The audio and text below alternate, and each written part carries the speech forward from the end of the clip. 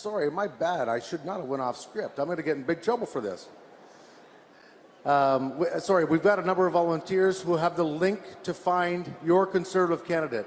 Click it, find your office and your candidate, and vote. It's so important to vote, folks.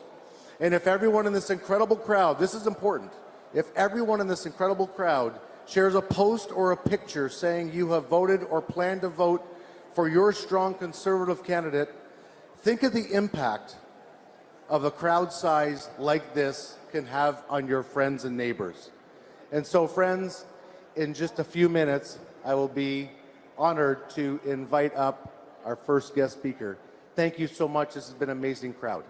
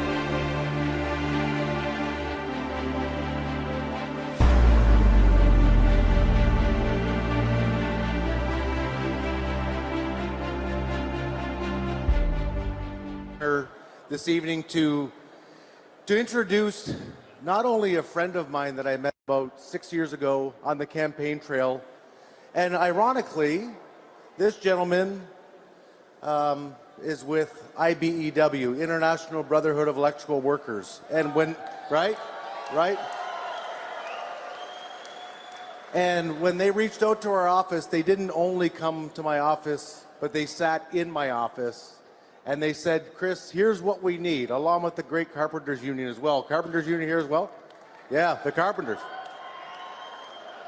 And what they said was, Chris, we need a bill that will protect and enhance our skilled trades, both unionized and non-unionized skilled trades. And that was my private member's bill. But it wouldn't have happened without my next speaker and a bunch of other folks. So friends, it is my absolute honor. By the way, his only downfall is he can't catch fish. Isn't that right, Carl, I think? Friends, it's my absolute honor to introduce a really a very a stout person in our community, somebody I've learned to respect and quite frankly really care about. Gentlemen, ladies and gentlemen, please, round of applause for Carl Lovett, IBEW.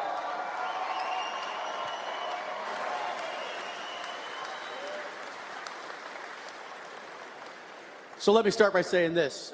Pierre, Poilievre, and I are real good friends. And I reached out to Pierre when I found out he was coming to Windsor, and I said, Pierre, do me a favor. I got a lot on my mind. Let me get 2 minutes, just 2 minutes on the mic. He says, for sure, not a problem, brother. You got as much time as you want. And then I found out there was going to be 7,000 people in here, and I said, do you have somebody else that wants to talk?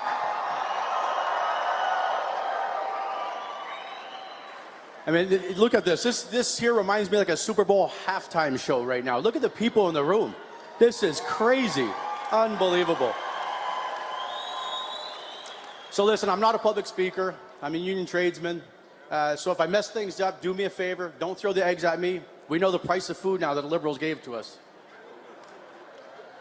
I might throw a couple of jokes during this thing too. If you don't catch them, just laugh. I won't know if you're laughing at the joke or laughing at me. So my name is Carl Lovett. I'm a proud union man in the city of Windsor. I'm the business manager of the International Brotherhood of Electric Workers, Local 773. Yeah. Currently, we have about 1,500 people that I oversee in the city, and the number keeps growing. The workers in Windsor here have suffered under the lost Liberal decade. Here's the situation for our workers. Food prices have become unfathomable. The cost of tools, basic house wire, and everything else has gone through the roof. Rent and housing costs have doubled, if not that, they've tripled. Our streets are now dangerous for families, not just at night, but during the day.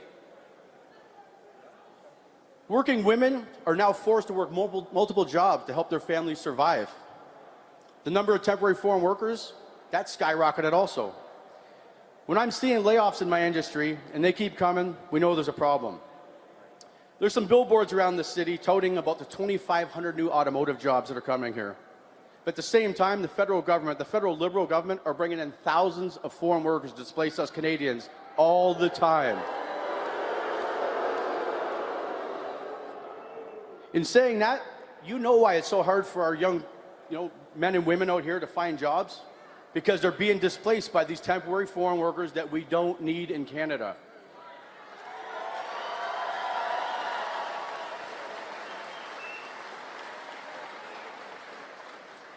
So what's caused this lost Liberal decade? They printed unbelievable amounts of money in Ottawa at the central bank. The Liberals created the inflation nightmare. The result, the rich became super rich, and the working people, they became a lot poorer. The New Yorker, he made out like a bank robber. No, I'm not talking about the New Yorker who now resides in Washington, but he's been putting a beating on the people of Windsor also. I'm talking about the New Yorker, Mark Carney, who's had his hands... Yeah. That man had his hands up the back of Justin Trudeau's shirt for a long time, wiggling his fingers and moving his lips.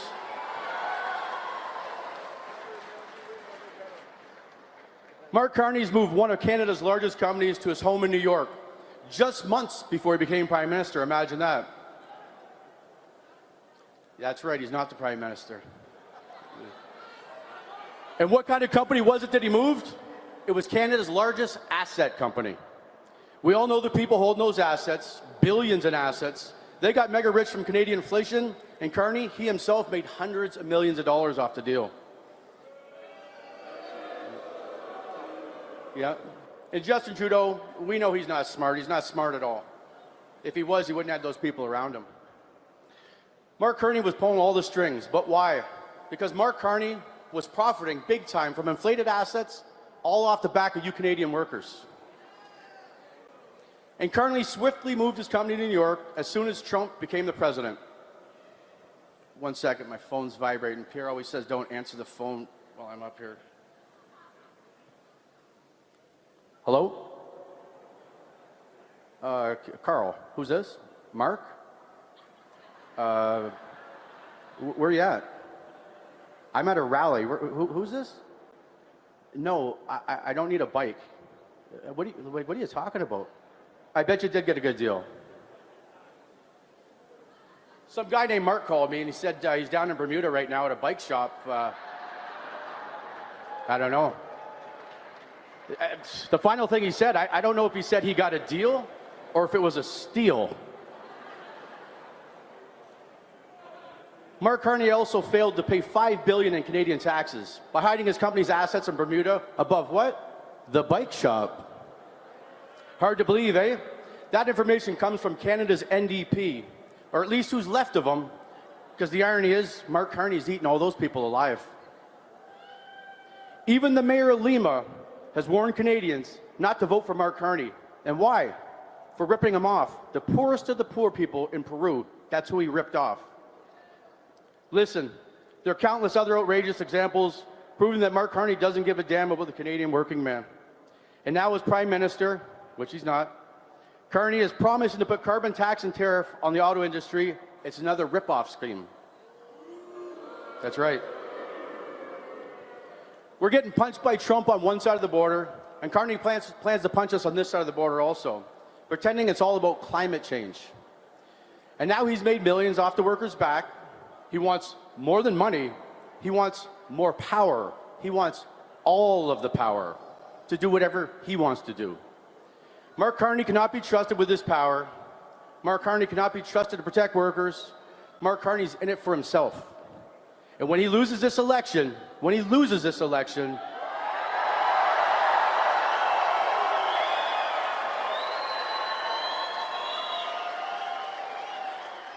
you can bet Mark Carney is going to leave Canada in a New York minute. But there's hope. There's hope. There's our last hope. His name is Pierre Poilievre.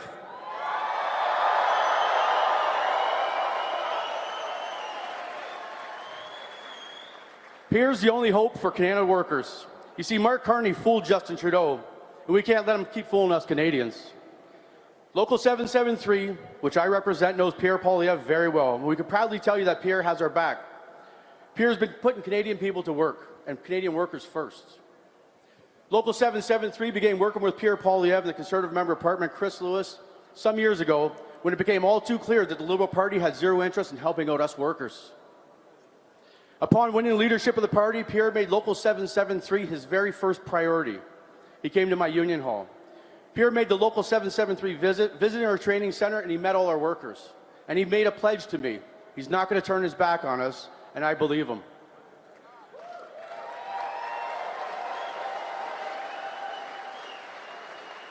Pierre was a keynote speaker at the 105th gala I held for the International Brotherhood of Electrical Workers some years back. And back when he was there, he was the only politician warning everybody about the runaway spending in Ottawa. And nobody really listened to him. Nobody really got it. And after the devastating effects of inflation on our workers, look what we have right now. Over the last Liberal decade, Trudeau and Carney invested next to nothing for workers. That's why Pierre Poilievre has promised, and if you've seen it come out today, 350,000 tradesmen he's going to train on a federal level.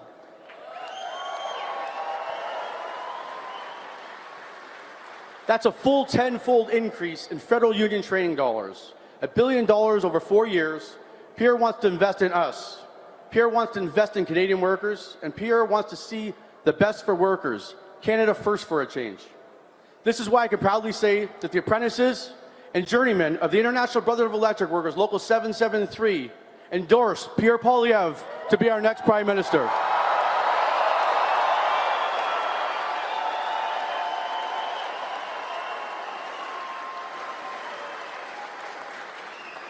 We'll build signs for them. We're going to knock on doors. We're going to get out the vote.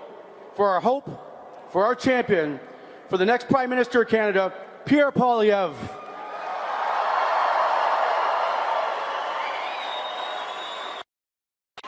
Just off the beach, in honor and in brotherhood, Pierre, we have your back.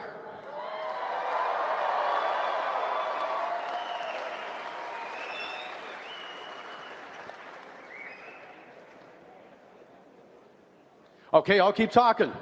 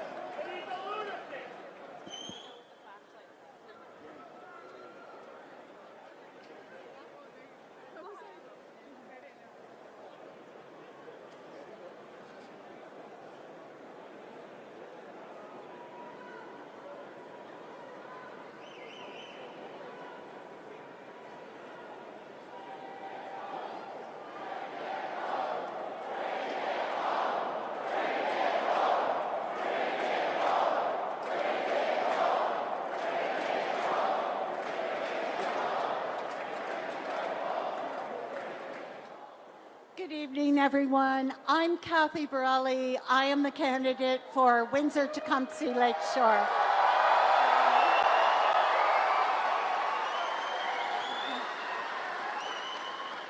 I'd like you all to take out your cell phones, turn your flashlights on, and wave them. I'm going to lead you in singing "O Canada." Thank you.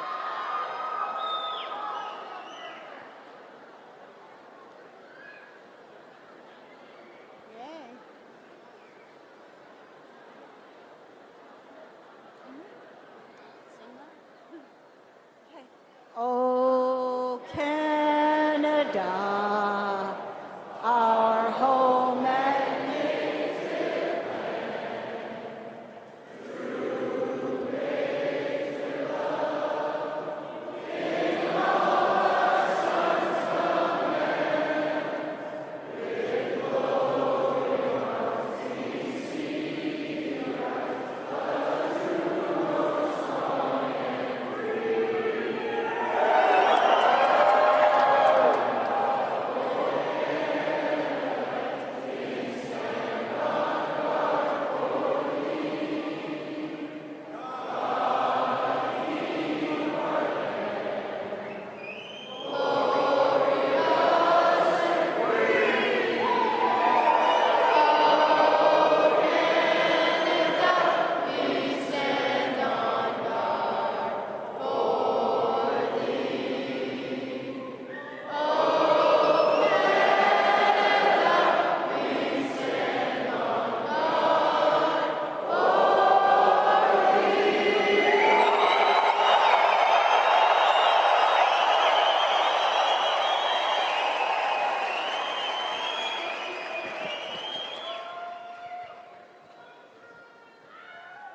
Hello, Windsor, Leamington, Chatham, Kent, Essex.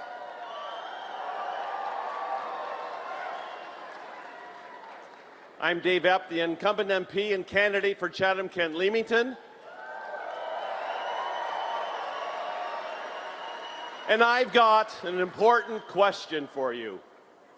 After a lost Liberal decade of rising costs, rising crime, and an economy that's down under the American thumb, do the Liberals deserve a fourth term?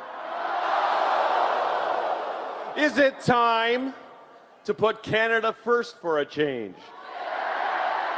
With a new Conservative government that will axe taxes, build homes, unleash our resources, stop our crime. Yeah? Bring home jobs so that we can stand up to Trump from a position of strength. And who's going to deliver that? Pierre. Pierre is the only one that can bring change to Canada. You know, last weekend,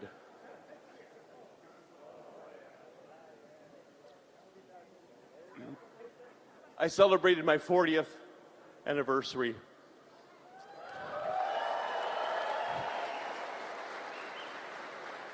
With Charlene, right here. 40th. That's a ruby anniversary. A ruby. Red, like our flag, and the Liberals don't own the color red. And we celebrated it by campaigning.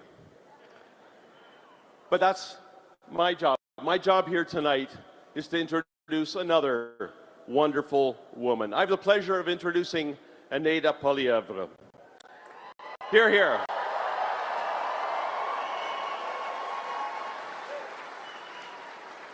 Anita is an entrepreneur, a dedicated advocate against human trafficking, and a staunch supporter of women's empowerment. Here, here. As a father of 4 daughters, here, here. Born in Venezuela, raised in Montreal, Anita moved to Ottawa in 2006, where she met her future husband, Pierre, in 2012. And they were married in 2017, so that makes their ruby anniversary 2057. In 2024, she launched Their Stories Matter, an online platform dedicated to giving a voice to the survivors of human trafficking. Anita is here. Anita is committed to supporting women and elevating them through her online magazine, Pretty and Smart Co., and her Leader Forward initiative, which seeks to pay it forward by inspiring, connecting, and elevating women. But she will tell you that her most important role is to be a supportive wife and a proud mother to Valentina and Cruz. And so, without any further ado, it's my honor and pleasure to give you Anita Poilievre.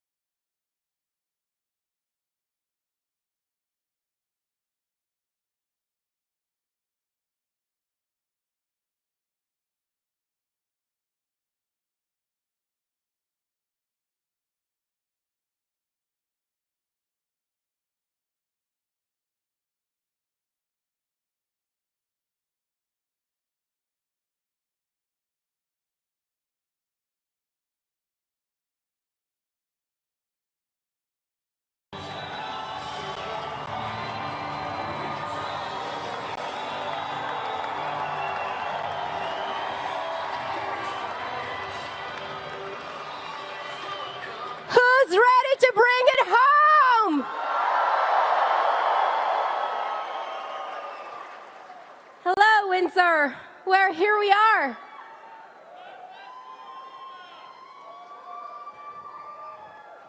Here we are at a crucial time where we must decide whether we are going to elect for a fourth time the same Liberal team.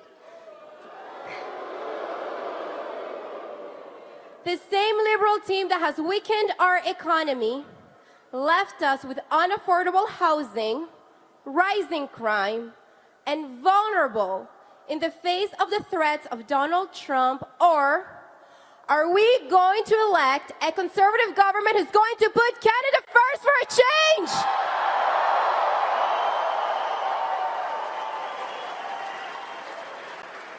So, who has voted already?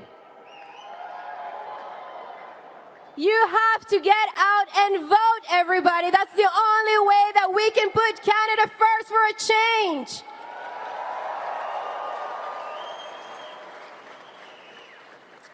This journey began for my husband and my family a little over 3 years ago, when my husband decided to run for the leader of the Conservative Party of Canada.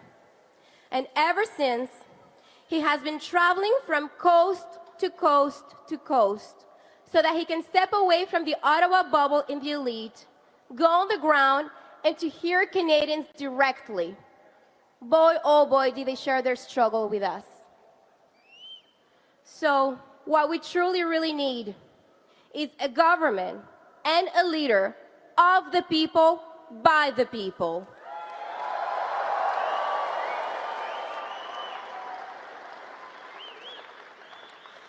Leadership is not born in the boardroom of the elites. Leadership is not born from fancy degrees or fancy titles. Leadership is born from those who have been here fighting for our countries, our true patriots, those who care.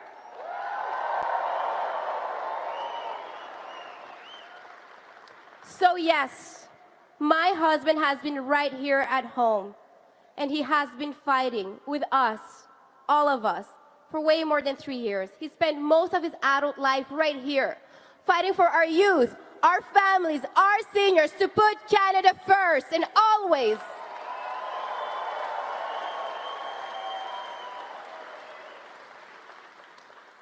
So, you know, when Mr. Carney looked down on my husband because he's been here all along fighting with us, I'll tell you what. He tells my husband that he doesn't know how the world works. Well, my husband knows how Canada works and how to make Canada work for all of us.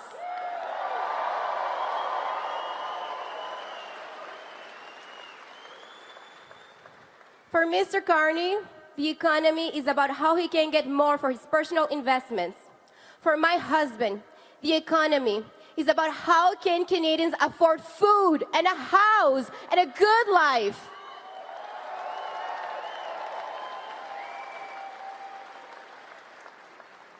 You know what? I love all of my husband's policies, and I believe they're truly going to make Canada great and that we're all going to move forward with that. But in order to understand why we do this, you need to know the men and the family behind those policies.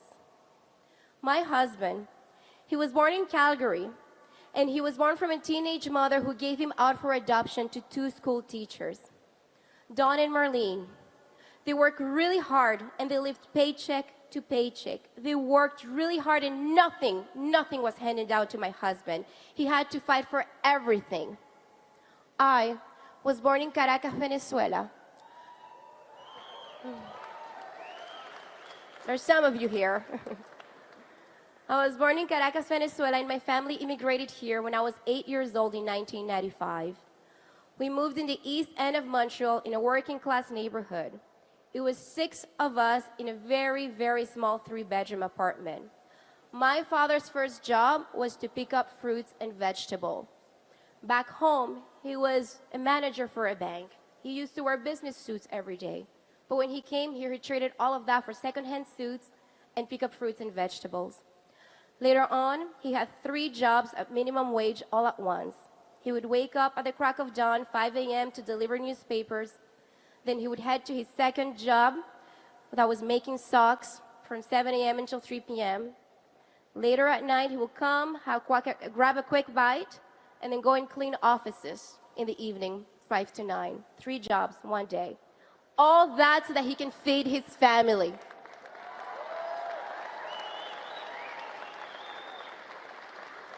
By the time that I was 17, I had moved out of home and become 100% financially independent. When I turned 19, I left Montreal, moved to Ottawa, not speaking English. I took a student loan, put myself through university, and worked full-time so that I can pay rent and food.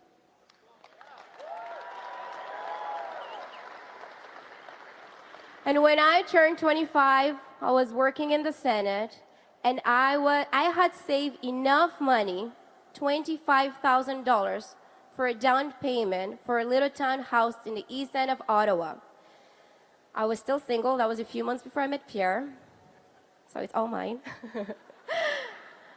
That little townhouse was $230,000 back in 2012 under the Harper government era where you could still afford a house.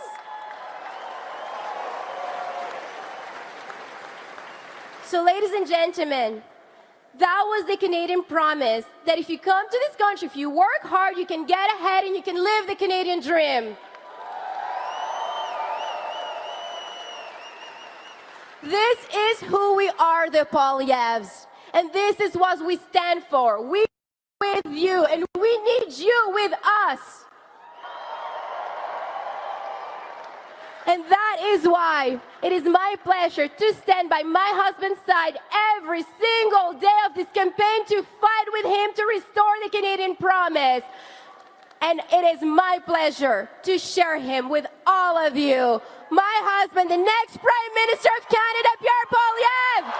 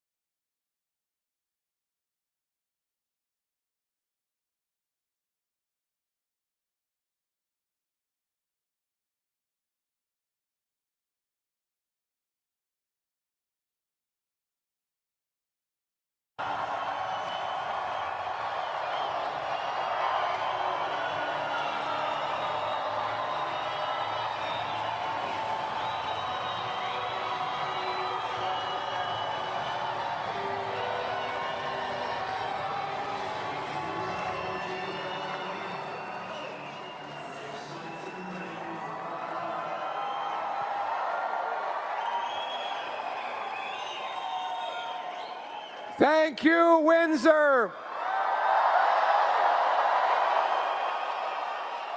Who's ready to vote for a change? Who's going to vote to axe some taxes for a change? Who's voting to stand up for Canadian workers for a change? Who's going to vote to build some homes you can afford for a change? Who's going to vote to stop the crime for a change? And who's voting to put Canada first for a change? And I know just the team to vote for. We've got the team that's going to deliver that change. Let's hold up that sign back there. Look at that, change, right there. It's written there, right there, change. Put that one down just a little lower. Keep Kathy up, but not quite high enough to block the change. Kathy doesn't want to block the change. She wants to help us deliver the change.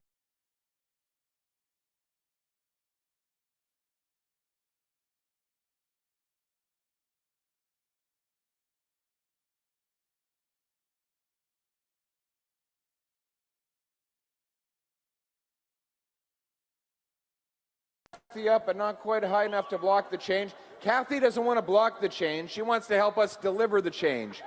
And that's what we're going to deliver. And we've got the incredible Conservative team to do it. We've got the great Chris Lewis. Give it up for him.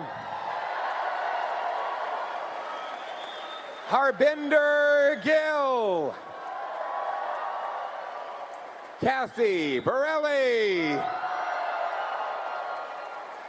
Farmer, businessman, parliamentarian, negotiator, man who's got plenty of common sense and who's going to help deliver change on Parliament Hill, Dave Epp. There he is. But before I go any further,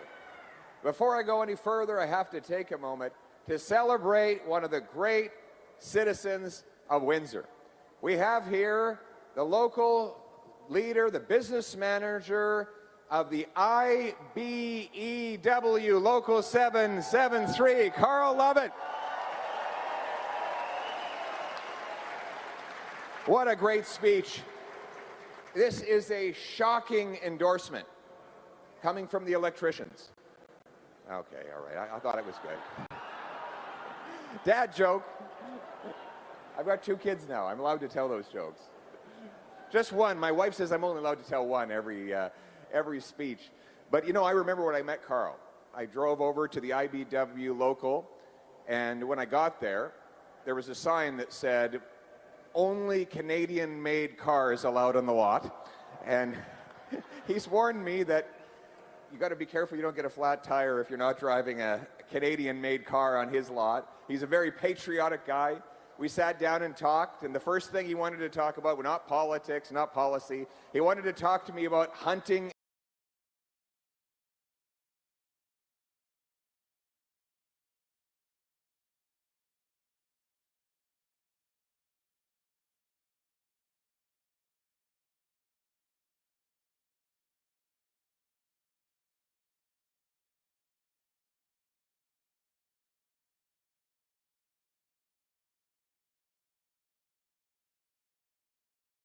Conversations he would be having later that day with family members, learning that they would be going, friends and family and brothers and sisters would be going home to tell their kids that they no longer have a job.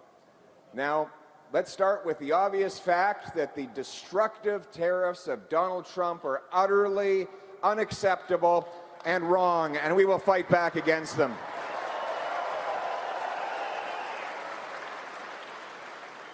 But we will also fight to protect the jobs of our workers. Conservatives will put in place a fund to give liquidity to our manufacturers, to keep paying workers, keep them employed, minimize the disruption until hopefully we can get this dispute resolved. We also intend to incentivize Canadians to buy Canadian-made automobiles.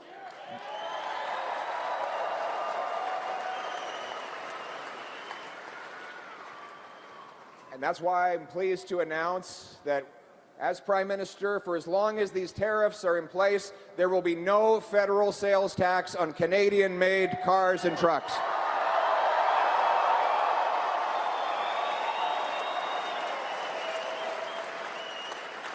We will fight for the workers, and we need a plan to do that. But right now, the Liberals, under Mark Carney, have no such plan. He told Canadians that he had a very productive phone call with Donald Trump and that they made progress. Well, what progress?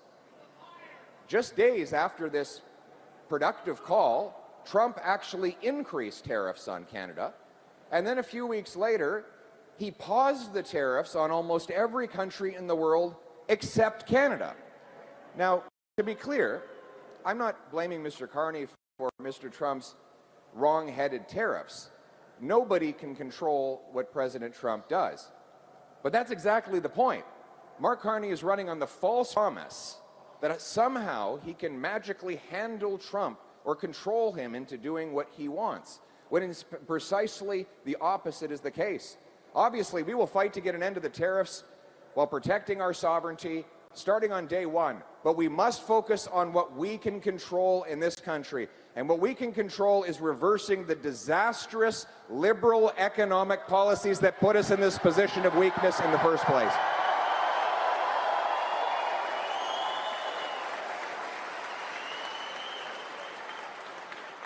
That is the lost liberal decade that Mark Carney is trying to distract you from. In fact, the entire Liberal campaign is about trying to make you forget about the last decade. Pretend it just never happened, as if we didn't have 40-year highs in inflation. It just didn't happen.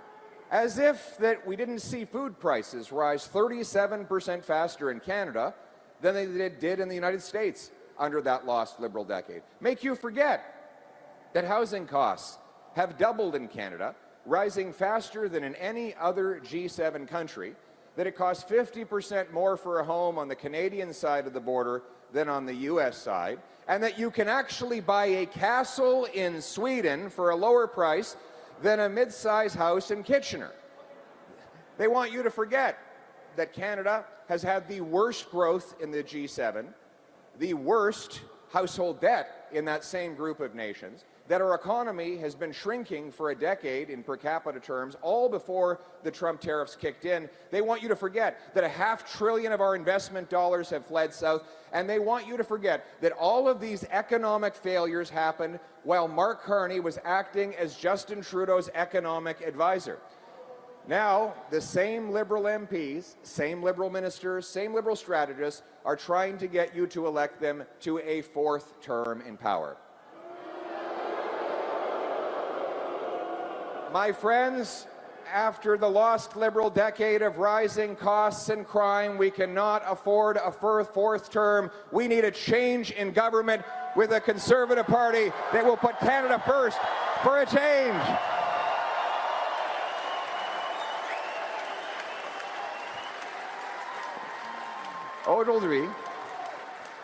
Aujourd'hui, M. Carney a essayé d'éviter l'imputabilité en suspendant sa campagne électorale. Il dit travailler sur les tarifs. Mais quels sont les résultats? Zéro résultat aujourd'hui. En fait, il y a plus de tarifs sur le Canada aujourd'hui qu'il y en avait quand M. Carney est devenu le Premier ministre. Mes amis, il veut que vous oubliez le fait que les libéraux ont doublé le coût de la vie, ont augmenté la criminalité pour vous faire tromper et vous convaincre de les élire pour une quatrième fois. Il ne faut pas le faire. Il nous faut un vrai changement avec un nouveau gouvernement conservateur.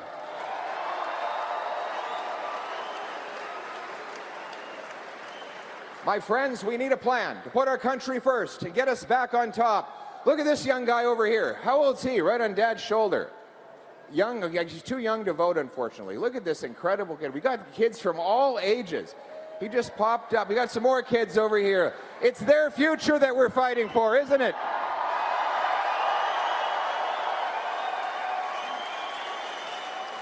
They deserve a brighter future. We want to bring back the great Canadian promise. So that little guy and that little girl over there will have the chance to work hard, buy a house, start their own family, live on a safe street, have a beautiful life here in a wonderful country. That's what we had growing up, and that's what we want to restore for all.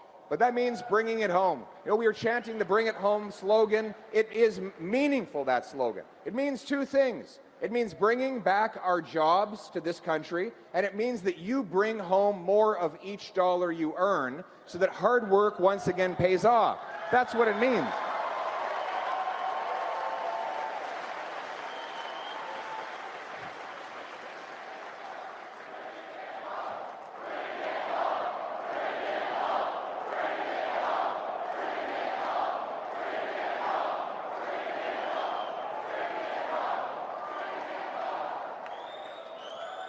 And it starts with income tax. In Canada, we have these high income taxes. They're like a fine that you pay for the crime of working hard, right? I love this meme of this kid. He's in this park with his dad. He said, and the kid's bawling his eyes out. He's asked his dad, "What is income tax?" And his dad says, "Well, it's like a high school report card, except the opposite. The harder you work, the worse you do. You put in an extra hour, you pay more. You get a bonus, you pay more. You get a promotion, you pay more. No good deed goes unpunished with our Income Tax Act." That's why Conservatives want to change things. We want to make work pay again. And I'm announcing today, this is a Liberal microphone, I think. That's why I'm announcing today, Conservatives will cut income tax by 15% for the average senior and worker.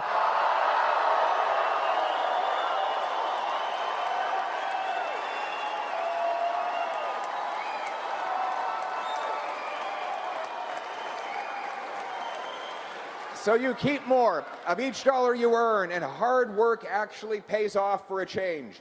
As I said, we will be axing sales taxes on Canadian-made cars, but you need a home to park that car in the front of.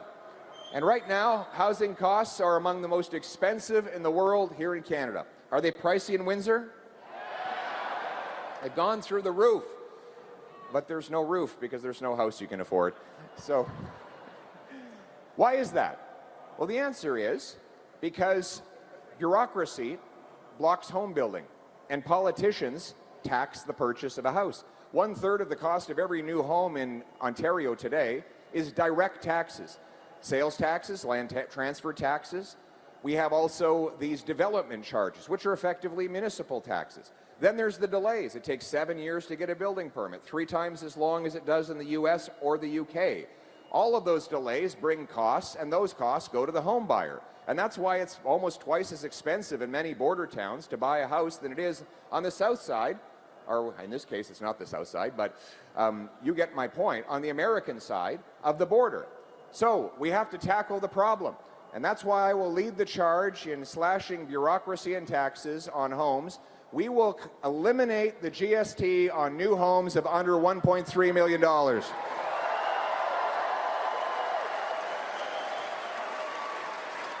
But we're not finished. Then I'm going to make a generous offer to your mayor and every mayor.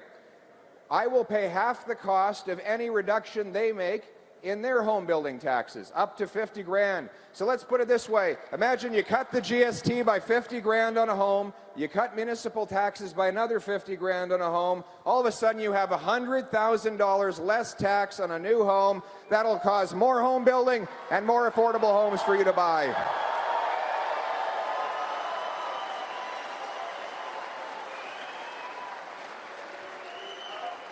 And then there's investment taxes. Now, a lot of time we hear the word investment, everybody's eyes glaze over. They say, why should I care about what investment number the Canadian economy gets? Well, the answer is, those are the tools, the technology, the plants, the shop floors, you've got the CNC machines, the conveyor belts. All of that takes investment.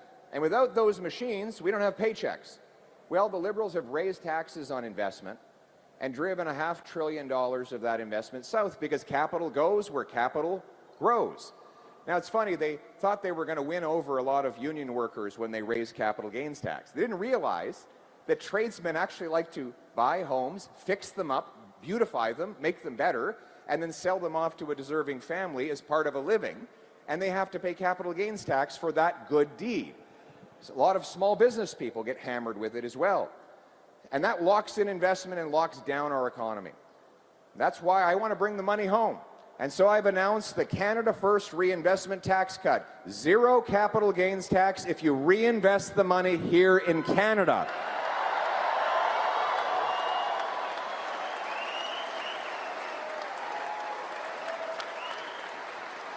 Bring it home. That's what it means to bring it home. That will allow, for example, a factory that has some unused land, sell it off to a home builder who can build some homes, and then the factory can use the money to expand and hire more workers. It'll allow a small businessman who's selling out after 25 or 30 years to reinvest that money in another Canadian enterprise, or a high-tech entrepreneur to invent a new technology and create more stuff that make us all better off. We have to get rid of the worst tax of all, though. It's the inflation tax.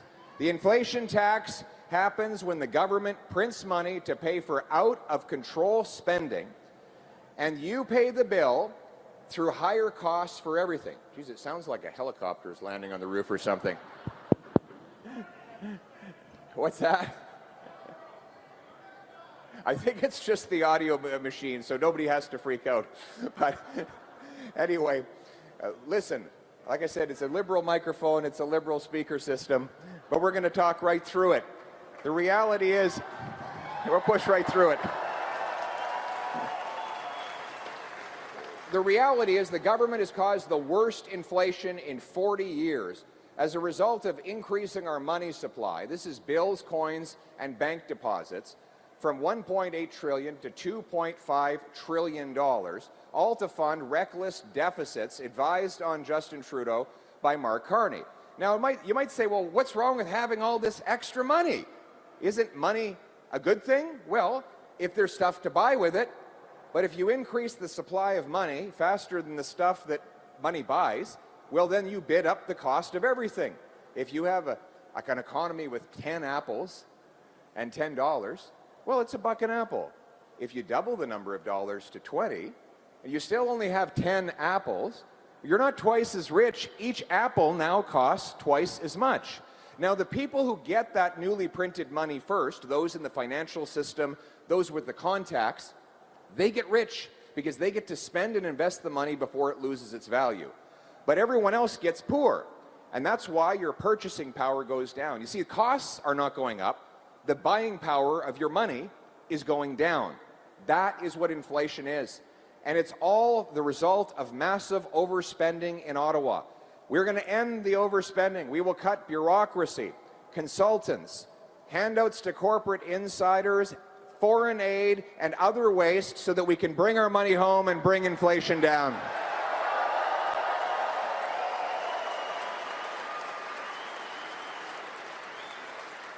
We will also bring in a dollar-for-dollar law.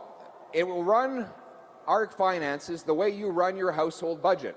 If you increase spending here, you decrease it over there, or you get a bargain here and there. That's not how government works. You see, because politicians and bureaucrats are the only creatures in the universe that don't have to deal with scarcity. They're spending other people's money. As a result, they just add more and more to your bill. By imposing a law that requires they find an equal number of savings for each new dollar of spending, it will require them to maximize use of scarce resources, to get more value for money, and to make the same kinds of trade-offs in the government bureaucracy that you have to make in your daily life. Because single moms, small businesses, and seniors have been pinching their pennies long enough, it's time that government started pinching its pennies.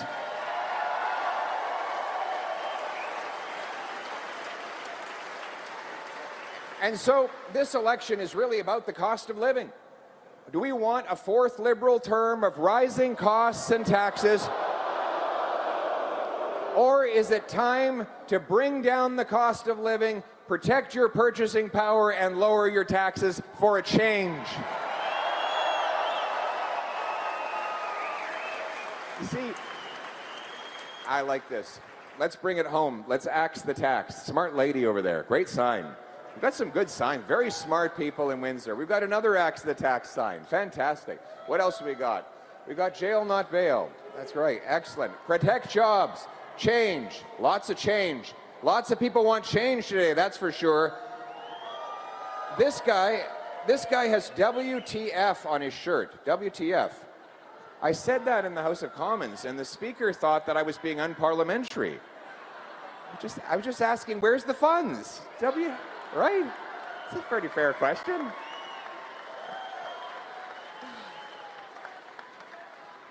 Oh, this is interesting. But my glasses are still on. Why haven't you removed my glasses yet? They fell off. Pretty good looking picture, eh? What do you think? Thank you. That's a pretty impressive sign. Well, listen, instead of creating more cash, what we need to do is create more of what cash buys. Oh, we have we have here somebody. Okay.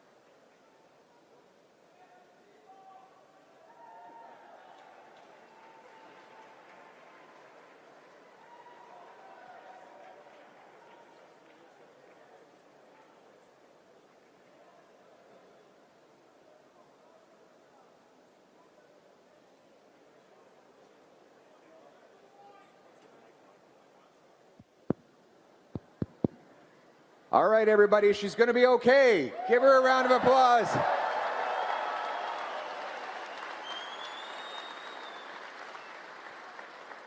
You know, sometimes when I get droning on a little bit long, I put people to sleep. So it's a cure for insomnia. But my friends, I appreciate you all standing on your feet so long. What an incredible crowd we have here. This is amazing. I know it. It's a long time to stand up. In fact, CBC is reporting that there's over 25 people at our rally today.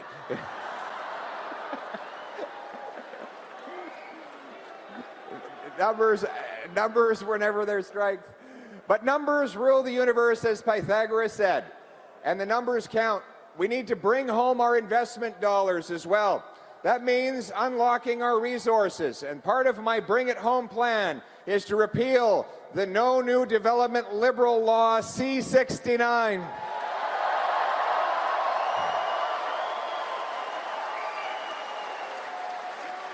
We're going to build Canadian pipelines, Canadian factories.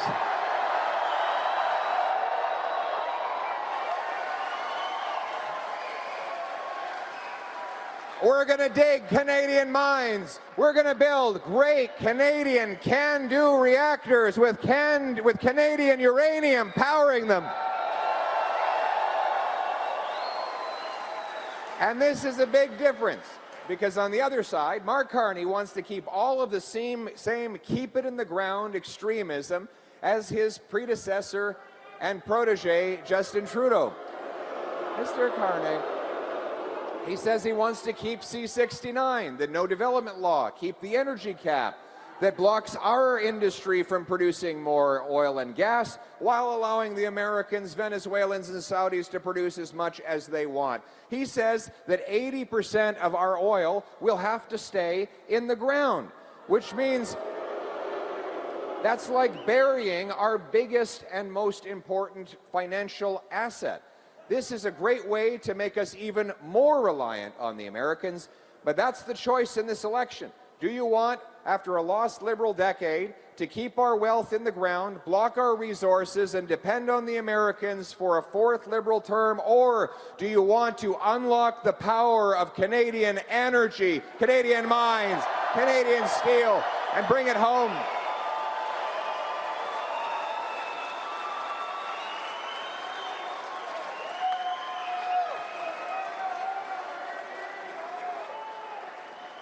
You know, we're also going to get rid of the entire carbon tax, the industrial tax, the whole thing. Axe the tax. We're going to axe the tax. This is a tax the Liberals put in place for 7 years. They expect to fool Canadians by hiding it at the gas pumps for 28 days, even though it is still on the books. And they could raise it right back up the day after the next election if, God forbid, they were to win again. Mr. Carney says he wants to hit Canadian steel, aluminum, potash, and other essentials with this tax. I will axe the tax for real, for everyone, for good, for a change.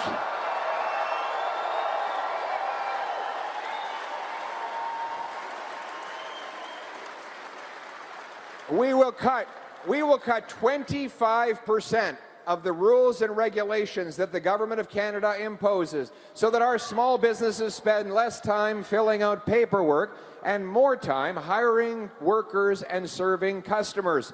We're going to unlock the power of our entrepreneurs again, and we're going to reinvest in the next generation of people who build stuff, make stuff, move stuff, and make stuff. Are working tradespeople in this country. Boots, not suits. Do we have any trades in the room today? Wow. Look at this. What do you do, sir? What are you? A bricklayer. You know, Winston Churchill was actually a bricklayer. He wasn't very good at it. It's too hard a job for a politician to do, but nevertheless, a very important job. So you a mason as well? Okay, full-on mason. Fantastic. That's tough work. It requires a lot of patience. What about the gentleman behind you? CNC machinist. That takes a lot of brain power. Those machines are very impressive. Anybody, what do we got over here? You're a steam fitter? Plumber, right on, plumber. A good union plumber. United Association? Right on, you got a great union. Nate, yes, your union has endorsed us as well. Thank you very much to the plumbers and pipe fitters. Nathan Bergstrand. What do we got over here? What's that? A tool maker. Okay, so welder, excellent. That's fantastic. Yes, who else do we got? We got another trades. Yes, this young lady here. A laborer, excellent. Very important, hard work. Thank you very much. Very young lady. You know, I'm actually doing an apprenticeship myself. Cabinet maker. Cabinet maker. Okay. I stole that joke from John A. MacDonald, the truth is be told. What do we got over here? What do we got over here, Tommy? We got carpenters everywhere. The guys with the hammers. Amazing. You know, the tradespeople are the future. I tell every young person, get yourself a trade. Not only will you have a practical skill, it'll teach you how to solve problems. It will teach you how things work. You can then turn that into a business and employ a lot of people. The best business people I meet today are actually from a trades background. It's not the lawyers and the MBAs anymore. It's the tradespeople. They're the ones that are going to be ruling the world, and we need more of them. And we've got a real plan to do it. I've announced that I'm going to be partnering with unions like the UA, the IBEW, and many more to fund 350,000 training placements for our young people in the trades. We will bring back the $4,000 apprenticeship grant. We'll speed up the EI so that our workers can have money in their pocket when they're taking time to do their placement. We'll also bring tax fairness. A CEO can write off the cost of his private jet, but right now the working guy or the working lady can only write off $4,000 to travel between job sites. So you're flying to Fort Mac 20 times a year, you're not going to make it on $4,000. So we're going to bring in the bill from Chris Lewis, a great bill. Tax Fairness for Traveling Trades Workers Act, so you can write off the full cost of food, transportation, and accommodation to go from one job to another. And every high school principal is going to get a present from me. It's going to be a big box, the size of this stage. In that box will be a module for each licensed trade so that they can get their 13, 14, 15-year-old kids started on a pre-apprenticeship so that they can get a jump start on a Red Seal before they even graduate from high school. Boots, not suits, what I call it. But we want these great tradespeople to bring the jobs and their paychecks home to safe neighborhoods. So we have to stop the crime for a change. Is there any crime in Windsor? Out of control. Out of control. You know, your 16-year-old daughter.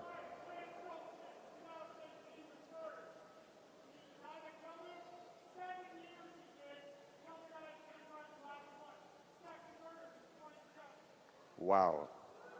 Did you hear that? He said this guy killed a young lady. He was out in 7 years and did it again. These are the stories we hear every day. Rampant offenders offending again and again and again. Do you know they tell the police now that they are not even worried about getting caught?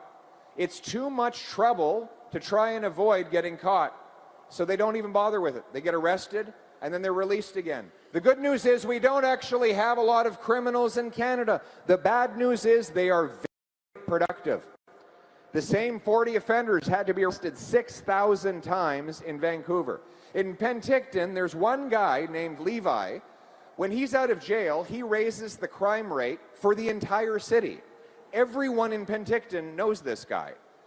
We've seen the countless stories of people murdered by someone who's out on bail, even after they've committed multiple offenses.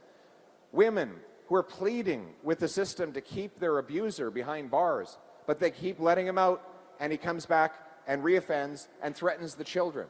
My friends, this is the madness that resulted from Liberal catch and release law C-75, which requires judges release rampant offenders at, quote, the earliest opportunity and under the least onerous conditions. That's the law. Then there's C-5, the house arrest bill. So you can do serious violent sexual or drug crimes and serve your sentence in your living room, watching Netflix or playing Grand Theft Auto while you run the clock down on your sentence. And then there's C-83, the Liberal get Paul Bernardo out of jail free card, which allows him. My friends, we will repeal each and every one of these laws. Catch and release, gone. House arrest, gone. Paul Bernardo, back to a maximum security penitentiary.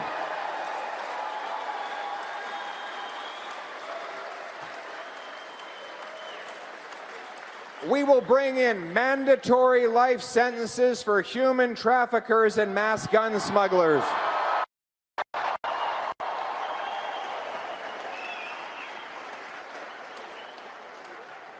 And anyone convicted of 3 separate serious offenses will be permanently ineligible for bail, parole, probation, or house arrest.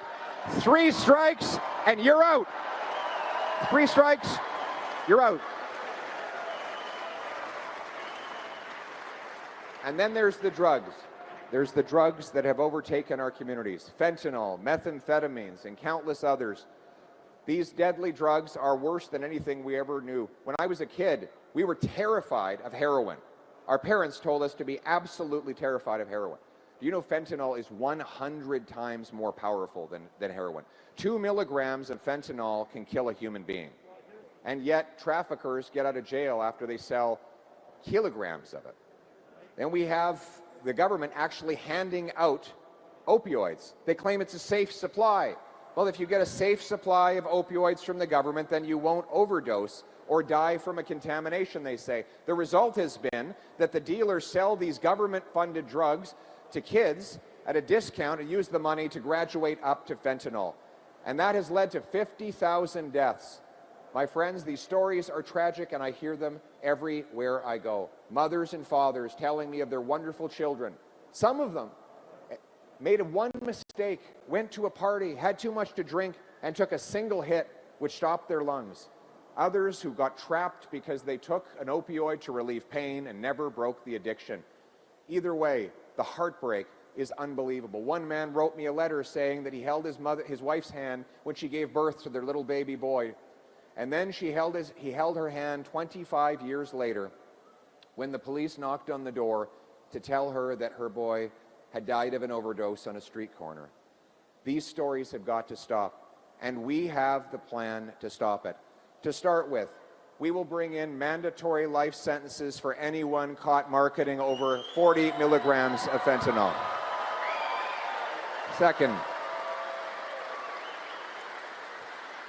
Second, we will defund the opioids, and we will bring back penalties, criminal fines for illegal possession. Third, we will invest in treatment, recovery, and rehabilitation.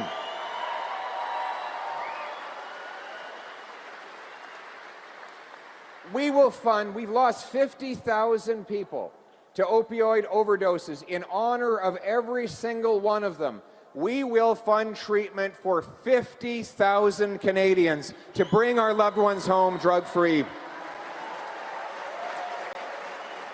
I told the young men that I met over at the Moncton Harvest House Treatment Center that I needed a favor from them. I said, I need you to get better so that you can get back on your feet, go back onto the street, and grab another person off the street, pull them in here so that they can get better, and then they're going to go out on the street and they're going to pull another person off the street, and that cycle of hope is going to end this crisis and save our loved ones. That's what hope means.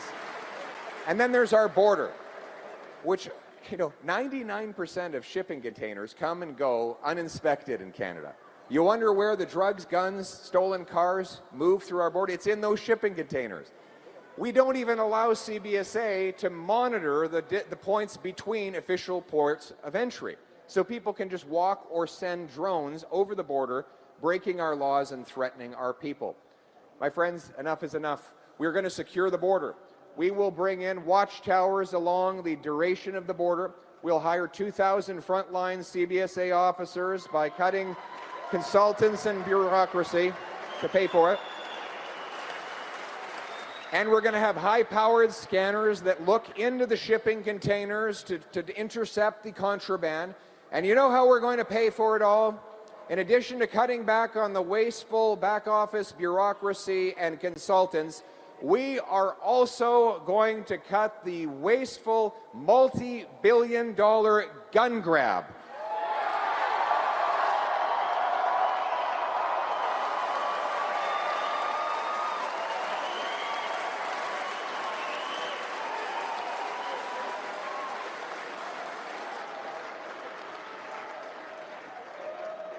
Licensed, law-abiding, trained and tested sports shooters and hunters are not the problem.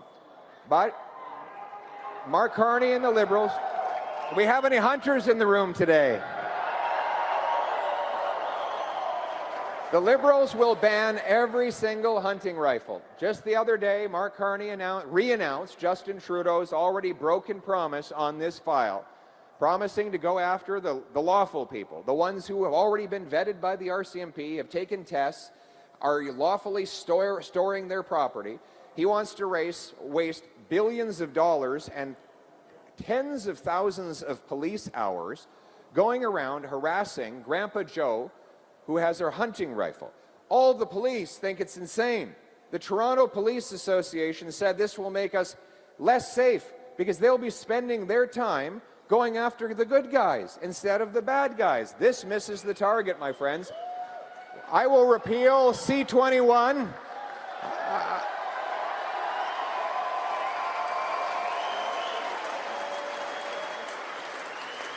We will protect hunters. We will honor the people who lawfully follow the rules, and instead we will secure our borders and lock up those who sneak in with guns. Those people will go to jail for life, and our hunters will have a good life here in Canada.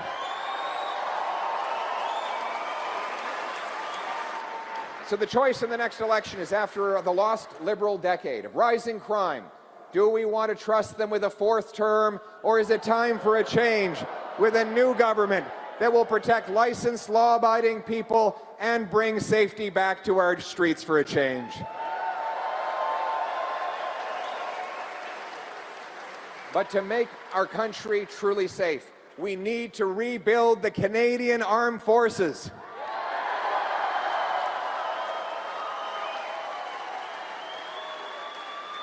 We will invest in recruitment to fill the vacancies that have so long grown up over the lost Liberal decade. We will buy 4 massive Arctic icebreakers. We'll double the size of the first patrol of the Canadian Arctic Rangers, and we will build the first Arctic base in the Northern Arctic since the Cold War, CFB Iqaluit.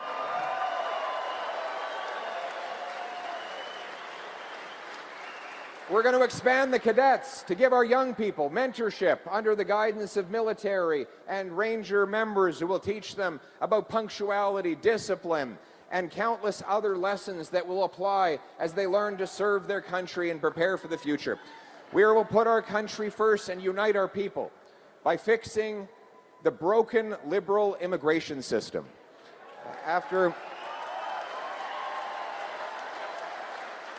We had the best immigration system in the world before the Liberals ruined it.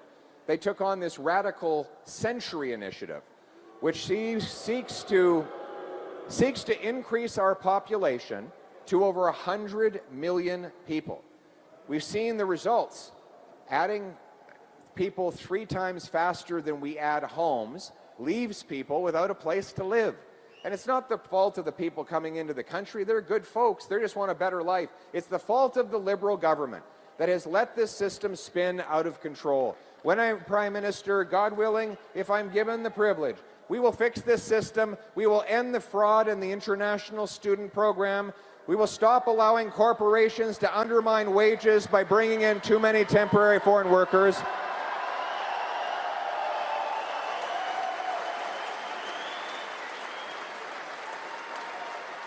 And we will cap population growth so that it is always below the growth in the housing stock, the job market, and in our healthcare system.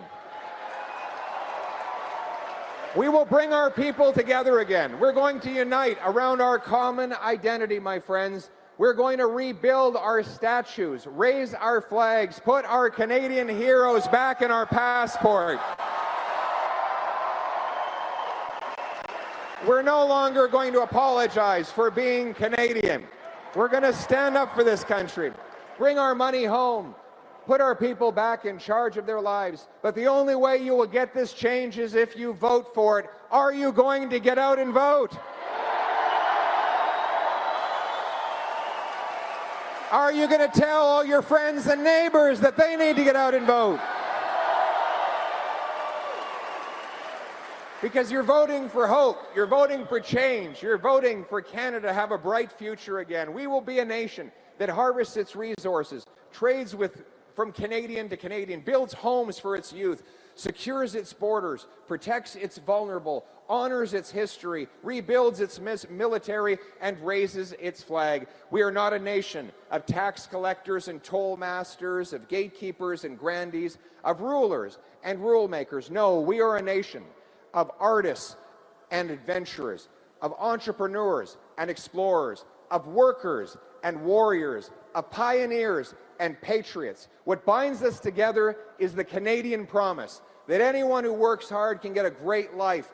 That is the hope of Canada. So my message to you, if you are that single mother going to bed hungry, wondering how you'll feed your kids in the morning, have hope, because change is on the way.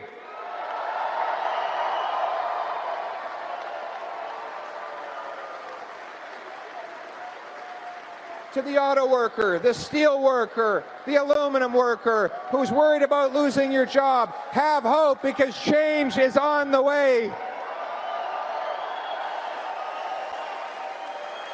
To the mistreated veteran who wonders why his government disrespects him, that will be the case no longer. We thank you and we say, have hope, because change is on the way for you too. We will restore the great Canadian promise that hard work gets you a great life in a beautiful and affordable home on a safe street, protected by brave troops under a proud flag. Canada first for a change. Let's bring it home, Windsor. Thank you.